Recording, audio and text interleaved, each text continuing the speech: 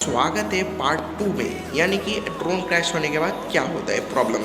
अगर आपने पार्ट 1 नहीं देखा है तो डिस्क्रिप्शन में लिंक है, वो प्रोपेलर का लिंक है। कैसे अगर प्रोपेलर क्यों टूटता है, क्यों ऐसा प्रॉब्लम होता है, उसका पार्ट 2 डिस्क्रिप्शन में है। पार्ट 1 है सॉरी, तो ये इसका है पार्ट 2। क्यों तो फ्रेम क्यों क्या होता है, कैसा टूटता है, सब डिटेल में बात करेंगे अपन आज। देखो कैसे अगर आप ड्रोन क्रैश करते हो तो क्या प्रॉब्लम मेन चालू हो जाता है अपने ड्रोन्स में। अगर आप एक न्यू बिगनर हो, अगर आप एक ड्रोन बनाना भी चाहते हो तो उसके लिए भी एक वीडियो ये फुल वॉच करना पड़ेगा। यहाँ से लेके पूरा यहाँ तक वॉच करना पड़ेगा भाई। इधर से भी स्किप करोगे ना तो समझने नहीं आएगा कि मैं क्या बोल रहा हूँ, क्या नहीं बोल रहा हूँ, अब कैसा बोल रहा हूँ, मैं आपको कैसे एक्सप्लेन कर रहा हूँ इस टॉपिक के पे।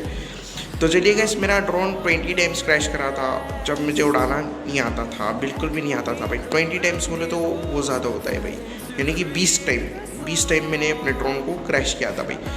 तो 20 टाइम क्रैश करने से हुआ क्या था कि मेरा ड्रोन सही से फ्लाई नहीं कर रहा था भाई, स्टेबल फ्लाई नहीं हो रहा था, बहुत वाइब्रेशन कर रहा था।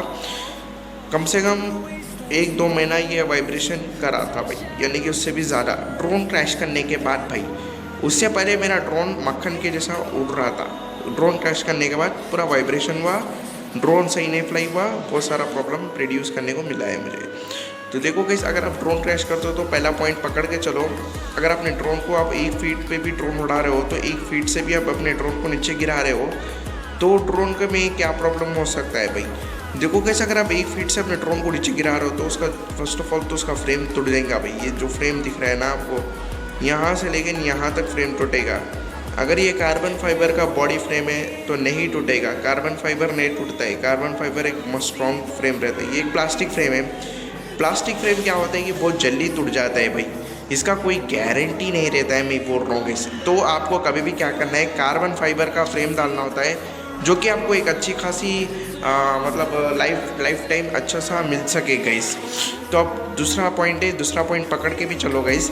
चलो अपन ड्रोन को आधे फीट से क्रैश कर दी, यानी कि गलती से क्रैश हो गया भाई, ऐसा कुछ प्रॉब्लम है तो भी प्रॉब्लम आ सकता है भाई। वो बोलो कैसे, अगर आप थोड़े से फीट से भी ड्रोन क्रैश करोगे, जो कि BLDC मोटर का एक बुलेट कनेक्टर रहता है गाइस, आपको दिखने को मिल रहा होगा। ये है बुलेट कनेक्टर जो कि BLDC मोटर में दिख रहा है। 1 मिनट में फोकस कर दूंगा, ये है गाइस वो बुलेट कनेक्टर। अगर ये ज़रा सा भी बेंड हो गया तो ड्रोन में माँ कसम पूरा वाइब्रेशन फैल जाएगा गाइस।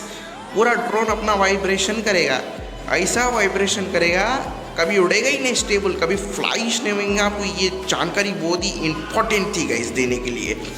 तो आपको क्या करना होता है, ये प्रोपेलर का जो दिख रहा है आपको, ये दिख रहा है ना, इसको कभी भी क्रैश नहीं करना है। इसको क्रैश करे तो ये बेंड हुआ तो सारा इधर आर्म, ये देखो इधर से वाइब्रेशन, एक आर्म से वाइब्रेशन फैल के इसके अंदर का जो फ्लाइट कंट्रोलर के अंदर जायरो सेंसर रहता है।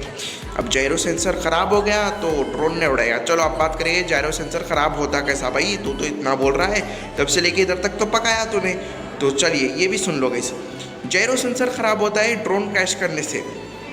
एक बार ड्रोन क्रैश करने से नहीं होता है, दूसरे टाइम करने से नहीं होता है, तीसरे टाइम ये आपके लिए वार्निंग नहीं होता है, परमानेंट ख़राब हो जाता है। अपना फ्लाइट कंट्रोलर के ऊपर वाइट डिस्प्ले हो जाता है। जब वाइट डिस्प्ले होता है तो समझ जाना कि सारे सेंसर्स अभी आउट ऑफ वर्क हो चुके हैं, यानी कि वो नहीं काम करेगी, यानी कि वो ख़राब हो चुकी है भाई। तो ये है एक ड्रोन क्रैश करने के बाद प्रॉब्लम गाइस। तो ये हो गया। अब ESC के बारे में, ड्रोन क्रैश करते कि ESC डायरेक्ट बस्ट होती है। अगर 3 बार क्रैश करोगे तो 3 बार क्रैश करोगे तो ESC परमानेंट बेस्ट हो जाती है।